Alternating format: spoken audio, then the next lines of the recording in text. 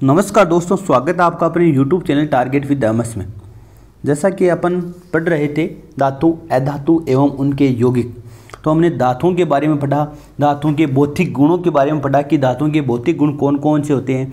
धातुएं आघातवर्णीय होती है, धातुएं तन्यता का गुण पाया जाता है, धातुओं में कठोरता का गुण पाए जाते हैं, धात्विक चमक पाई जाती है, ध्वनिकता का गुण पाया जाता है, सोनोरस जो हमने पढ़ा था उसमें चालकता, विद्युत चालकता, ये गुण पाए जाते हैं। धातुएं ठोस अवस्था में पाई जाती है, ये सब हमने पढ़ा था। अन्य भी हमने कुछ अपवाद भी पढ़े थे कि कुछ धातुएं होती है जो इन नियमों का पालन नहीं करती, उनके बारे में भी पढ़ा था हमने। उसके बाद अधातुओं के भौतिक गुणों के बारे में अध्ययन किया था कि अधातुएं चमकहीन होती है, अधातुएं कठोर नहीं होती, ठोस और गैसीय अवस्था में पाई जाती है। अधिकांश धातुएं ब्रोमीन द्रव अवस्था में भी पाई जाती है। कुछ अधातुओं के एग्जाम्पल पढ़े थे, धातुओं के एग्जाम्पल पढ़े थे। इस प्रकार हमने भौतिक गुणों की चर्चा की थी। आज हम बात करने वाले हैं धातुओं के रासायनिक गुण कौन कौन से होते हैं। धातुओं के रासायनिक गुण कौन कौन से होते हैं, इनकी चर्चा करेंगे। तो पहले हम बात करेंगे धातुओं के रासायनिक गुण कौन कौन से हैं। तो धातुओं का रासायनिक गुण में पहला हम बात करते हैं दहन की। किसी भी चीज़ को या किसी भी धातु को जलाने पर क्या होता है, रासायनिक गुण का मतलब उसके अंदर किसी भी धातु को जलाने पर, जल में डालने पर, अम्ल से क्रिया कराने पर, मतलब कोई भी दहन करेंगे तो O2 से क्रिया होगी, ऑक्सीजन से क्रिया होगी। हमेशा ऑक्सीजन से क्रिया दहन के दौरान ही होती है। तो हम ऑक्सीजन से क्रिया कराएंगे या जल से क्रिया करा के देखेंगे या अम्ल से क्रिया करा के देखेंगे या धातु को अधातु से क्रिया करा के देखेंगे या सार से क्रिया करा के, तो ये सब गुण हैं, ये रासायनिक गुण कहलाते हैं। कौन से गुण कहलाते हैं, तो रासायनिक गुण कहलाते हैं। तो पहला हम पढ़ते हैं दहन, बर्निंग। वायु की उपस्थिति, वायु की उपस्थिति का मतलब हो गया ऑक्सीजन की उपस्थिति है। में किसी पदार्थ के जलने को क्या कहते हैं, दहन। कोई पदार्थ ऑक्सीजन की उपस्थिति में जल रहा है या वायु में क्या है, ऑक्सीजन पाई जाती है। तो कोई भी पदार्थ, आपको पता हो किसी भी चीज़ को जलाने के लिए ऑक्सीजन की आवश्यकता होती है। तो किसी भी पदार्थ जो जलने पर या किसी भी पदार्थ के जलने को ही दहन कहते हैं। जो अगर वायु की उपस्थिति या ऑक्सीजन की उपस्थिति में कोई पदार्थ जल रहा है तो उसको बोलते हैं दहन। दहन में पदार्थों की ऑक्सीजन के साथ अभिक्रिया होती है। दहन में क्या होती है, पदार्थों की ऑक्सीजन के साथ अभिक्रिया होती है। और अभिक्रिया होने पर क्या बनते हैं वो हम आगे पेज पर पढ़ते हैं। देखो, लगभग सभी धातुएं ऑक्सीजन के साथ मिलकर धातु के ऑक्साइड बनाती है। मतलब जिस धातु को हम जलाएंगे उसका ऑक्साइड बन जाएगा। संगत धातु का ऑक्साइड का मतलब हो गया जिस धातु को हम जलाएंगे उस धातु का ऑक्साइड बन जाएगा। तो धातु है, उसको जलाने पर या ऑक्सीजन के साथ क्रिया करवाने पर धातु ऑक्साइड बनते हैं। और ये धातु ऑक्साइड है वो सारी प्रकृति के होते हैं। देखो, एक होता है अम्ल और एक होता है सार। जो अम्लीय प्रकृति है, तो आपने पढ़ा होगा शुरुआत जो आप छोटी क्लासों में कि अम्ल स्वाद में खट्टे होते हैं, लाल नीले लिटमस पत्र को लाल कर देते हैं, जबकि सार स्वाद में कड़वे होते हैं, लाल लिटमस पत्र को नीला कर देते हैं। तो इनकी इस प्रकार सारी प्रकृति होती है। जो धातु ऑक्साइड है वो इनकी प्रकृति किस प्रकार की होती है, सारी प्रकृति होती है।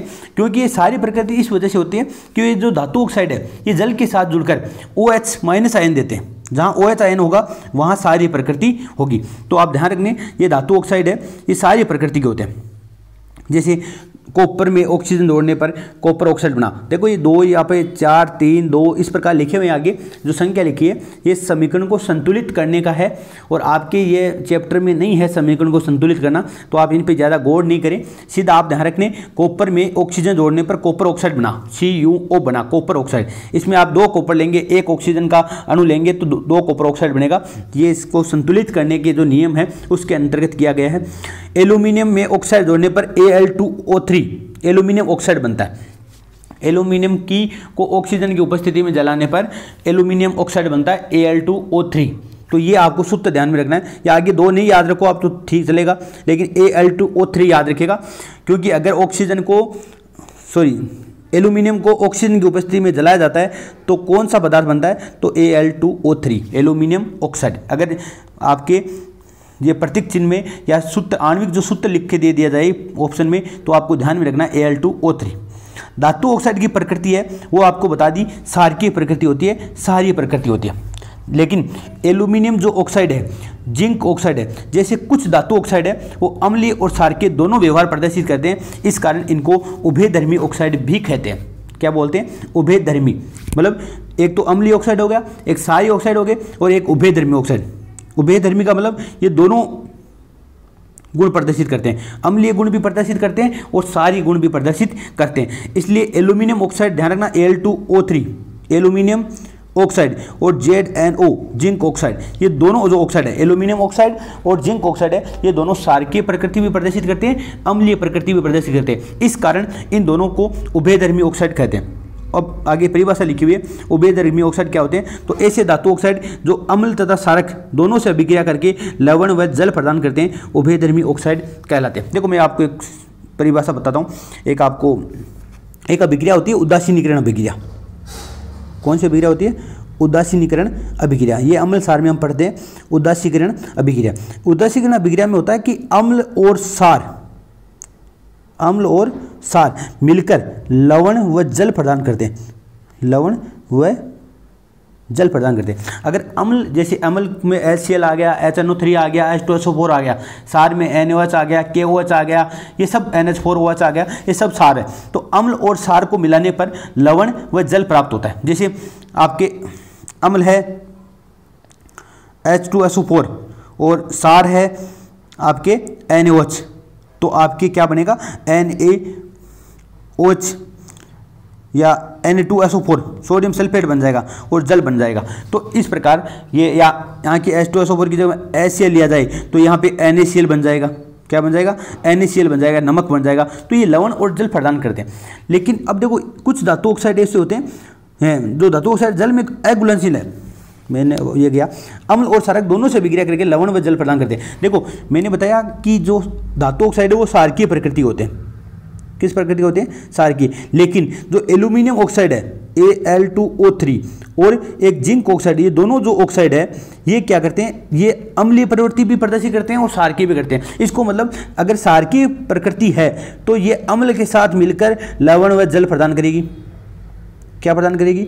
लवण व जल। क्योंकि अभी मैंने बताया कि क्षार और अम्ल मिलकर लवण और जल प्रदान करते हैं। तो ये क्षारकीय प्रकृति मतलब क्षार है, तो क्षार और अम्ल मिलकर लवण और जल प्रदान करते हैं। लेकिन ये दोनों जो ऑक्साइड है ये आपके अम्ल के साथ भी लवण और जल प्रदान करेंगे और क्षार के साथ भी लवण और जल प्रदान करेंगे। इसका मतलब इसकी दोनों प्रकृति होगी, ये अम्ल की तरह व्यवहार भी करेंगे और क्षार की तरह व्यवहार भी करेंगे। इसलिए इसकी अम्लीय प्रकृति भी होती है, क्षारीय प्रकृति भी होती है। इस कारण इन्हें उभयधर्मी ऑक्साइड कहा जाता है। तो ये आपके ध्यान में रखना है।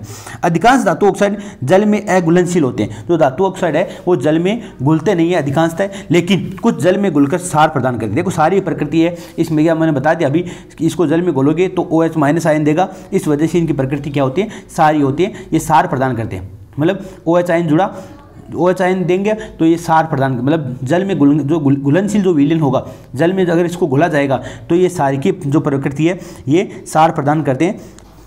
तो ये ऑक्साइड है, क्षार प्रदान करते हैं। विभिन्न धातुएं ऑक्सीजन के साथ विभिन्न अभिक्रियाशील प्रदर्शित करती है। देखो ये नहीं है कि सभी धातुएं हैं वो सेम अभिक्रिया या सेम गति से अभिक्रिया करें, ऐसा नहीं है। अलग अलग धातुएं अलग अलग ऑक्सीजन, जो अलग अलग धातुएं ऑक्सीजन के साथ अलग अलग अभिक्रिया प्रदर्शित करती हैं। पोटेशियम और सोडियम, दो धातुओं का याद रखना, बहुत बार पूछा गया प्रश्न है। पोटेशियम और सोडियम है, ऐसी दो धातुएं ऐसी है जो इतनी तेजी से अभिक्रिया करती है कि इन्हें खुले में रखने पर आग पकड़ लेती है। ये खुले में भी ऑक्सीजन से अभिक्रिया करके आग पकड़ लेती है। इन्हें सुरक्षित रखने के लिए केरोसिन तेल में डुबो कर रखा जाता है। ऐसी कौन सी दो धातुएं हैं जिन्हें सुरक्षित रखने के लिए केरोसिन तेल में डुबो कर रखा जाता है? तो सोडियम और पोटेशियम। अगर आप साइंस के विद्यार्थी हैं तो आपने कॉलेज में प्रैक्टिकल वगैरह किया होगा सोडियम का। सोडियम पोटेशियम को केरोसिन से आपको निकाल के दिया होगा सर ने, हमने तो किया था प्रैक्टिकल। ये सोडियम वगैरह धातुएं हैं, पोटेशियम इस प्रकार की धातुएं हैं। अगर इनको मान लो केरोसिन से निकाल के आप फेंक दो या नीचे भी रख दो तो ये, या थोड़ा सा जल की मात्रा ही डाल दो तो ये आपके ऑक्सीजन ग्रहण करके आग पकड़ लेता है। तो ध्यान रखना, सोडियम और पोटेशियम ये ऐसी धातुएं जो इतनी तेजी से अभिक्रिया करती है कि खुले में रखने पर आग पकड़ लेती है। आपने छोटी क्लासों, जब बच्चे थे आपने देखा होगा कि मिट्टी में आग लगाने का जो सिस्टम है वही सोडियम से ही होता है। जो खेल दिखाने वाले आते थे तो मिट्टी में आग लगाते थे, ये सोडियम और पोटेशियम धातुएं ही लेकर आते थे हमें मनोरंजन के लिए। सामान्य ताप पर मैग्नीशियम, एल्यूमिनियम, जिंक, लेड आदि धातुओं की सतह पर ऑक्साइड की पतली परत चढ़ जाती है। अगर सामान्य ताप की बात की जाए, सामान्य ताप का मतलब होता है 25 डिग्री सेंटीग्रेड, 30 डिग्री सेंटीग्रेड, ये सामान्य ताप, कमरे का ताप मानते हैं, उसको सामान्य ताप कहते हैं। तो इस पर क्या होता है, मैग्नीशियम पर, एल्यूमिनियम पर, जिंक पर, लेड पर, इन पर धातुओं की सतह पर ऑक्साइड की जो ऑक्सीजन, जो वायुमंडल में जो ऑक्सीजन है वो से अभिक्रिया करके इन पर ऑक्साइड की पतली परत चढ़ जाती है। कॉपर का दहन नहीं होता, कॉपर जलता नहीं, तांबा जलता नहीं है, पर गर्म धातु पर कॉपर ऑक्साइड की काले रंग की परत चढ़ जाती है। लेकिन अगर कॉपर गर्म है तो यह ऑक्सीजन से अभिक्रिया करके काला रंग का हो जाएगा। सिल्वर एवं गोल्ड अत्यधिक ताप पर भी ऑक्सीजन से अभिक्रिया नहीं करते। देखो कॉपर भी नॉर्मली, कॉपर का दहन नहीं होता, कॉपर जलता नहीं है नॉर्मली, लेकिन अगर अत्यधिक ताप पर, गर्म धातु पर अगर कॉपर ऑक्साइड की काले रंग की परत चढ़ जाती है, मतलब कॉपर ऑक्साइड की परत चढ़ जाती है कॉपर के ऊपर, अगर ताप दिया जाता है या गर्म कॉपर हो तो। लेकिन सिल्वर और गोल्ड है, सिल्वर का मतलब हो गया चांदी, मैंने आपको पीछे बता दिया है। गोल्ड का मतलब सोना, सोना और चांदी है, वो अत्यधिक ताप पर भी ऑक्सीजन के साथ अभिक्रिया नहीं करती। ये ऑक्सीजन के साथ अभिक्रिया नहीं करती, कितना भी इनको ताप दिया जाए ये ऑक्सीजन के साथ अभिक्रिया नहीं करती। आपने देखा होगा कि इनको दांतों को गलाया जाता है गर्म करके, तो इनमें ये ऑक्साइड में चेंज नहीं होती, तभी तो इनका उपयोग गहने बनाने के लिए, आभूषण बनाने के लिए किया जाता है। अगली अभिक्रिया पढ़ेंगे जल से अभिक्रिया। अभी मैंने बताया आपकी O2 से अभिक्रिया, दहन करना O2 से अभिक्रिया है, जबकि अब की बार हम पढ़ेंगे H2 से अभिक्रिया, जल से अभिक्रिया। जल का सूत्र होता है H2O। तो जल से अभिक्रिया, जल से अभिक्रिया करके धातुएं हैं वो हाइड्रोजन गैस व धातु ऑक्साइड उत्पन्न करती है। देखो एक तो H2 गैस, हाइड्रोजन गैस का मतलब H2 गैस, और धातु ऑक्साइड बनाती है। अभी पीछे आपने पढ़ा दहन में भी धातु ऑक्साइड बन रहा था, लेकिन अब की बार धातु ऑक्साइड भी बन रहा है, साथ में हाइड्रोजन गैस इंपॉर्टेंट बन रही है। जो धातु ऑक्साइड जल में घुलनशील होते हैं वे जल में घुलकर धातु हाइड्रोक्साइड प्रदान करते हैं। जो जल से अभिक्रिया करा रहे हैं हम किसी भी धातु की, अगर धातु की हम जल से अभिक्रिया करा रहे हैं तो धातु ऑक्साइड बनेगा, क्या बनेगा, धातु ऑक्साइड बनेगा, और शायद साथ में क्या बनेगी, H2 बनेगी, क्या बनेगी, हाइड्रोजन गैस बनेगी। अब धातु ऑक्साइड है और उसके हम जल से अभिक्रिया कराएंगे वापस, तो ये धातु ऑक्साइड है वो धातु हाइड्रोक्साइड में चेंज हो जाता है, धातु हाइड्रोक्साइड में चेंज हो जाता है। तो धातु ऑक्साइड है वो धातु हाइड्रोक्साइड में चेंज होता है। जैसे मान लो हम सोडियम की H2O से अभिक्रिया करा रहे हैं तो H2 गैस उत्पन्न होगी, सोडियम ऑक्साइड बनेगा, NaO, Na2O बन सकता है, NaO भी बनता है, तो Na2O बनेगा। अब Na2O की अभिक्रिया वापस जल से कराओगे तो NaOH प्राप्त होगा। तो इस प्रकार क्या है, जो धातुएं हैं वो जल से अभिक्रिया करके धातु ऑक्साइड प्लस हाइड्रोजन गैस देती है, H2 देती है। इन धातु ऑक्साइड की वापस जल से अभिक्रिया करने पे धातु हाइड्रोक्साइड प्राप्त होता है। सभी धातुएं जल के साथ अभिक्रिया नहीं करती, सभी धातुएं जल के साथ अभिक्रिया नहीं करती। जैसे सोना चांदी की धातुएं हैं ये जल के साथ अभिक्रिया नहीं करती, तभी तो हम आभूषण पहनते हैं। आभूषण में हम नहाते भी हैं पहने हुए, तो भी उन पर कोई अभिक्रिया, कोई फर्क नहीं पड़ता। अगर ऐसा होता तो हम चांदी का अगर मान लो ब्रासलेट पहने और अगर नहाते समय इसको खोलना पड़ता, नहीं तो ये ऑक्साइड बना देता, हाइड्रोजन गैस बना देता। हाइड्रोजन गैस जलनशील होती है, तो इस प्रकार सभी धातुएं नहीं करती, कुछ धातुएं होती है जो ही जल के साथ अभिक्रिया करती है। पोटेशियम और सोडियम जैसी धातुएं ठंडे जल के साथ तेजी से अभिक्रिया करती है। ये तीव्र व ऊष्माक्षेपी अभिक्रिया है। देखो एक तो होती है ऊष्माक्षेपी अभिक्रिया, एक होती है ऊष्माशोषी अभिक्रिया, ऊष्माशोषी अभिक्रिया, और एक होती है ऊष्माक्षेपी अभिक्रिया। देखो मैं बता देता हूँ यहीं पे आपको, आपकी वजह से अभिक्रिया वाला चैप्टर नहीं है। ऊष्माक्षेपी अभिक्रिया क्या होती है, तो ऊष्माक्षेपी अभिक्रिया वो होती है जिसमें ऊष्मा का उत्सर्जन होता है, बहुत ज़्यादा मात्रा में ऊष्मा निकलती है। ऊष्माशोषी जिसमें ऊष्मा का अवशोषण होता है, मतलब वायुमंडल से बहुत ज़्यादा ऊष्मा ग्रहण करके वो अभिक्रिया करती है, वो तो होती है ऊष्माशोषी। ऊष्मा का शोषण होता है, अवशोषण होता है। ऊष्माक्षेपी का मतलब अगर अभिक्रिया करें, जैसे मैंने अभी बताया आपको, सोडियम और पोटेशियम को पानी में फेंकोगे तो आग पकड़ लेगा, मतलब इतनी ऊष्मा निकलेगी कि वो आग जल जाएगी, तो ऊष्माक्षेपी अभिक्रिया है। तो आपको बता दिया पोटेशियम और सोडियम है वो ठंडे पानी के साथ इतनी, अगर आपने सोडियम को फेंक दिया ज़मीन पर और आप ठंडे पानी का छिड़का भी दे दोगे तो वो आग पकड़ लेगा। तो इस प्रकार सोडियम और पोटेशियम है ये ठंडे जल के साथ तेजी से अभिक्रिया करती है, और यह अभिक्रिया तीव्र एवं ऊष्माक्षेपी अभिक्रिया है। ये आपने दोनों देखो अभिक्रिया भी लिखी है। ये के का मतलब होता है पोटेशियम प्लस H2 और जल मिलाने पर KOH बनता है, H2 बनती है और उसमें ऊर्जा निकलती है। उसमें ऊर्जा का मतलब ज्वाला निकलती है। सोडियम भी H2 के साथ अभिक्रिया करके NaOH बनाता है, H2 बनाता है और उसमें ऊर्जा। आपको पता होगा ये जो हाइड्रोजन गैस है ये जो ऊर्जा निकलती है, जो उसमें ऊर्जा निकलती है, ये ऊर्जा हाइड्रोजन गैस को जला देती है। और आपको पता होगा हाइड्रोजन गैस है वो एक ज्वलनशील गैस है, तो हाइड्रोजन को ये उसमें ऊर्जा जला देती है, जिससे क्या होता है, आग पकड़ लेता है।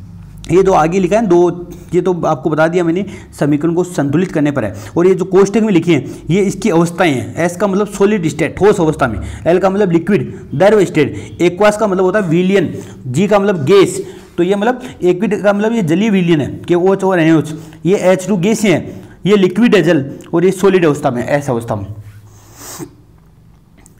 जल के साथ कैल्शियम की अभिक्रिया थोड़ी धीमी है, जल के साथ कैल्शियम थोड़ा धीमी अभिक्रिया करते हैं। यहाँ उत्सर्जित उष्मा हाइड्रोजन को प्रज्वलित करने हेतु अपर्याप्त होती है। मैग्नीशियम गर्म जल के साथ अभिक्रिया कर हाइड्रोजन गैस और मैग्नीशियम हाइड्रोक्साइड प्रदान करता है।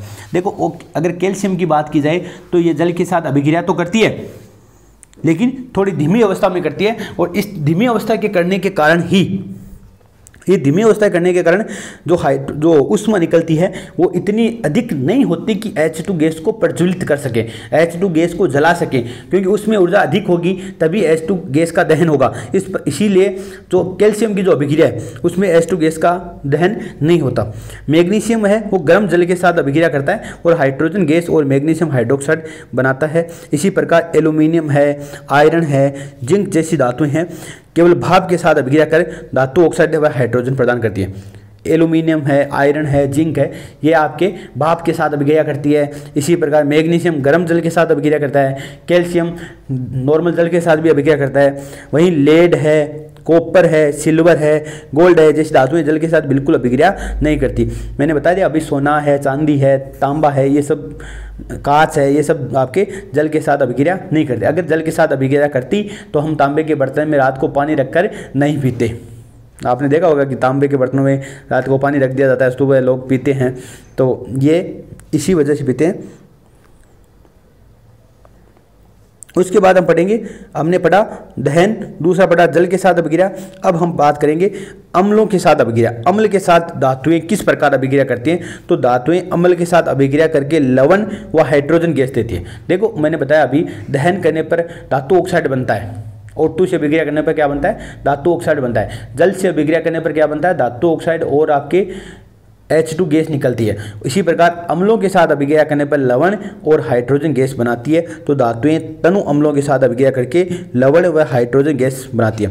देखो एक तो होता है तनु अम्ल, एक होता है सांद्र अम्ल।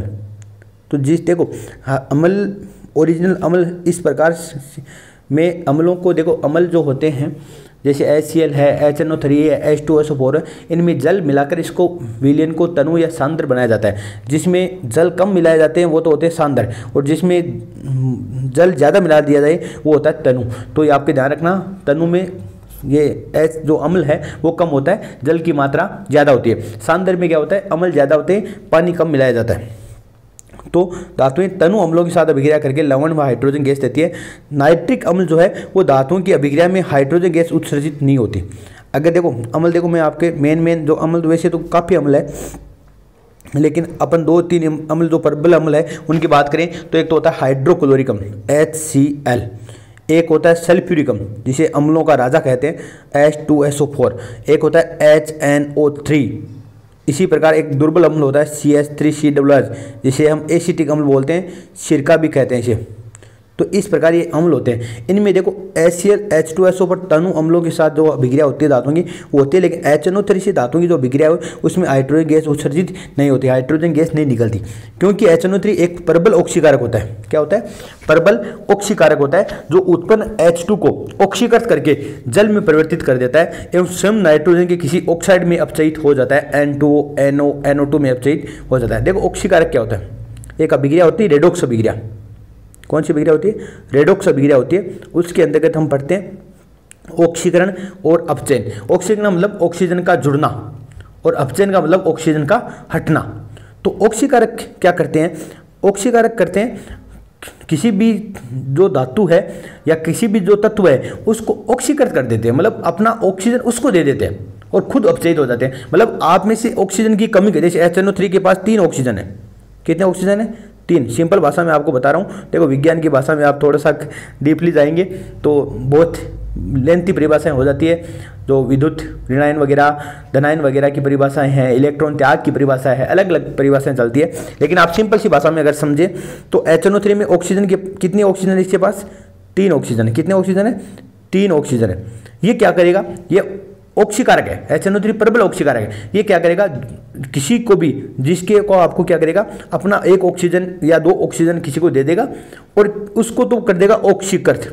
क्या कर देगा? ऑक्सीकृत, मतलब उसका ऑक्सीकरण कर देगा कि आप ये ऑक्सीजन लो और आपका ऑक्सीकरण हो जाता है। लेकिन इसके पास ऑक्सीजन की कमी हो जाएगी, जैसे मान लो कि 2 दे दिए इसने, तो इसके पास 1 ही ऑक्सीजन बचेगा। इसका मतलब ये खुद क्या हो गया? अपचयित हो गया। क्या हो गया? अपचयित हो गया। तो दूसरों को ऑक्सीजन देके खुद दूसरों को तो ऑक्सीकृत कर देता है और खुद अपचयित हो जाता है। तो नाइट्रिक अम्ल है, ये प्रबल ऑक्सीकारक है। जो उत्पन्न, जो H2 उत्पन्न हुई, मैंने बताया हाइड्रोजन उत्पन्न होती है, जो H2 उत्पन्न होती है उसको अपना ऑक्सीजन देके 1 ऑक्सीजन उसको दे दिया और उसको बना दिया जल। आपको पता है 1 ऑक्सीजन मिलते ही जल बन जाएगा, तो इसका ऑक्सीजन का H2 बना दिया और खुद आप क्या करेगा? आप N2O या NO या NO2 जिसमें 2 ऑक्सीजन हो, इनमें परिवर्तित हो जाता है, अपचयित हो जाता है।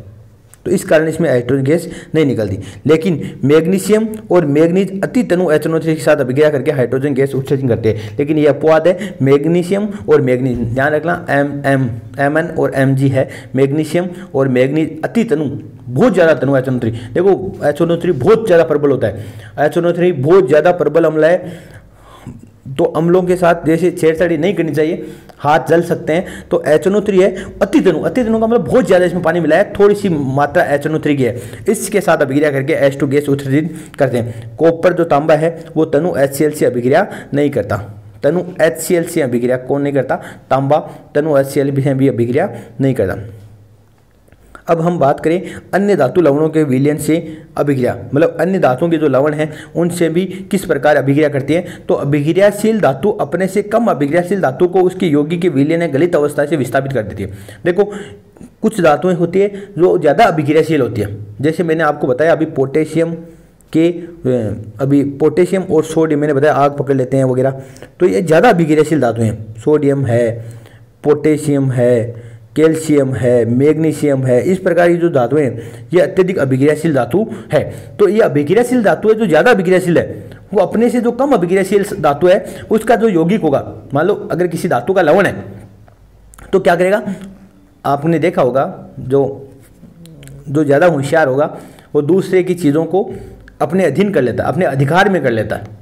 मतलब जो आपने पहले राजा महाराजाओं में इतिहास में पढ़ा होगा, जो राजा ज़्यादा प्रबल होता था वो दूसरों की ज़मीन हड़प लेता था। इसी प्रकार में यह विस्थापन अभिक्रिया वही होती है। ये क्या होगा? जिस जो ज़्यादा अभिक्रियाशील है वो कम अभिक्रियाशील से उसके जो जितने भी लवण हैं, जो यौगिक है, उनको हड़प लेगा, तो यह विस्थापन अभिक्रिया कहलाती है।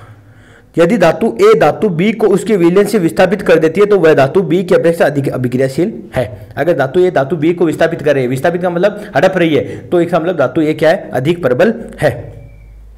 धातु A प्लस धातु B का लवण विलयन है। मान लो धातु A है और धातु B का लवण विलयन, इसमें मान लो धातु B का लवण विलयन है और इसमें धातु A से अभिक्रिया कराई जाती है, तो फिर A का तो लवण विलयन बन जाएगा और धातु B को अलग फेंक देगा। मतलब इस धातु B के लवण विलयन में से खुद धातु इसके लवण विलयन के साथ खुद जुड़ जाएगा और धातु B को क्या करेगा? बाहर फेंक देगा, धातु को ही अलग कर देगा, उसके साथ जो यौगिक जुड़ा है वो अपने अधीन कर लेगा।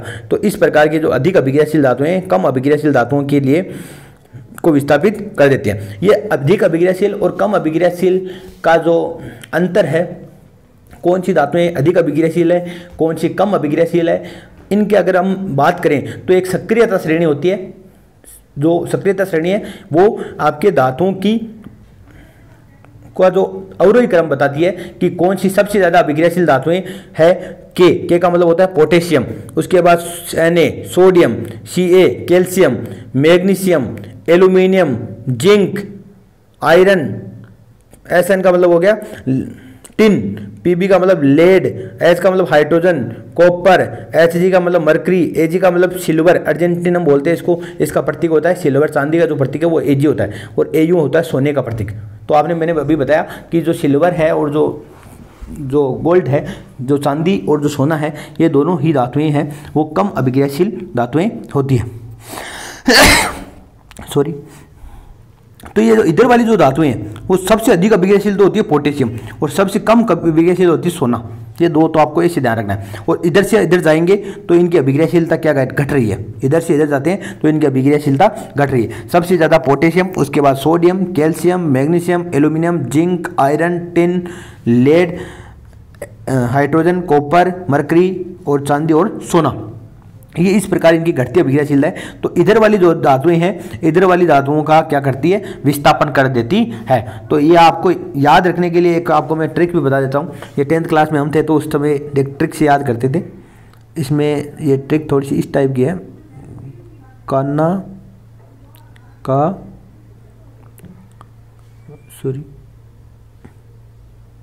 मंगल जन फैला, इस प्रकार से ऐसे तो ट्रिक है। कान्हा का मतलब के, ना का मतलब Na, का मतलब Ca, Mg मैग्नीशियम, मंगल एल्यूमिनियम, जन जिंक, Ap फैला, Pb का मतलब L का मतलब लेड, इसमें ऐसा नहीं है, सीधा ही होता है लेड।